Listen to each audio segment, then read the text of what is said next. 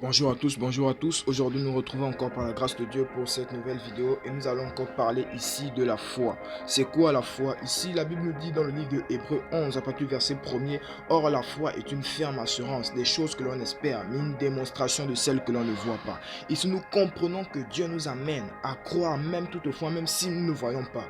Ici, on va lire dans le livre de Jean chapitre 11 à partir du verset 25, à partir du verset 25 à 26. Ici, il dit: Jésus lui dit: je suis la résurrection et la vie. Celui qui croit en moi vivra quand même il sera mort. Ici, Dieu t'amène à comprendre que tu vivras même après ta mort et tant que tu as basé ta foi sur la personne de Dieu. Ici, croire en Jésus-Christ, c'est quoi? C'est faire confiance totalement en son intelligence, faire confiance, se reposer entièrement sur lui. C'est-à-dire comprendre même lorsque nous ne comprenons pas, même lorsque nous ne voyons pas les choses arriver, nous devons nous baser sur lui totalement pour avoir les résultats. Car c'est ça la foi, une ferme assurance des choses que l'on espère. Tu as désiré tant avoir une voiture, tu dois te baser et t'appuyer sur ton désir, mais en manifestant la foi qui accompagne ton désir. Ici, il dit au verset 26, et quiconque vit et croit en moi ne mourra jamais.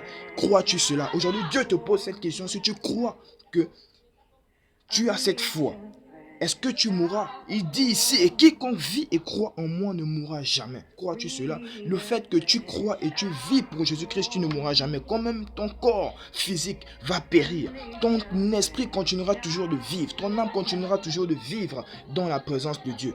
Vous voyez?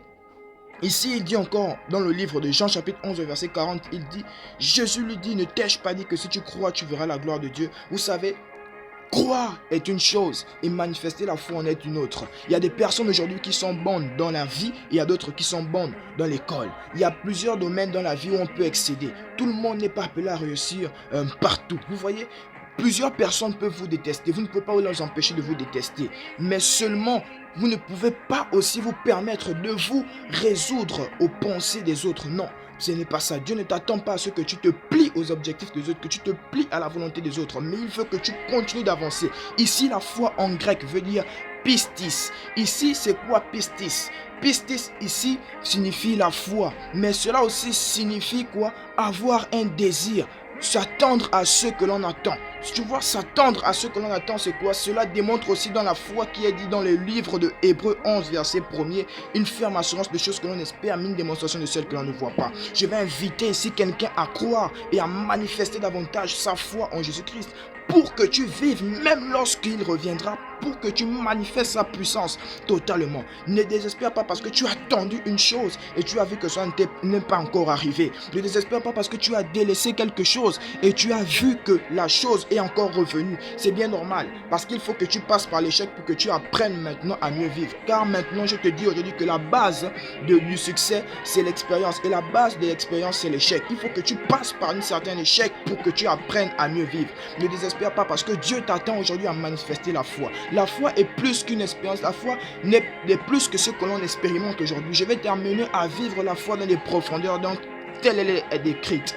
Ici, la foi signifie quoi? F qui signifie la force, O qui signifie orienter, I vers l'impossible. Donc ici, la foi signifie la force orientée vers l'impossible. Si toute chose est faite par la possibilité, cela n'est pas la foi. Cela est logique parce que quoi, la chose est possible et elle peut se faire. Mais la foi agit à partir du moment là où la chose est impossible. Raison pour laquelle là où s'arrête la limite des hommes, c'est là où commence le surnaturel de Dieu. Le surnaturel des hommes est le naturel de Dieu. Dieu t'invite à expérimenter la foi d'une autre manière. Alors je prie pour que toi qui me regardes, que Dieu t'amène à expérimenter la foi d'une autre manière afin que tu excèdes dans tout ce à quoi tu t'es fixé comme objectif. Ne désespère pas et manifeste la foi comme jamais dans le nom puissant de Jésus-Christ. Que Dieu bénisse ta vie, que Dieu bénisse tes projets, que Dieu bénisse totalement ta famille et que la foi ne manque pas dans ta vie au nom de Jésus-Christ. Que Dieu vous bénisse.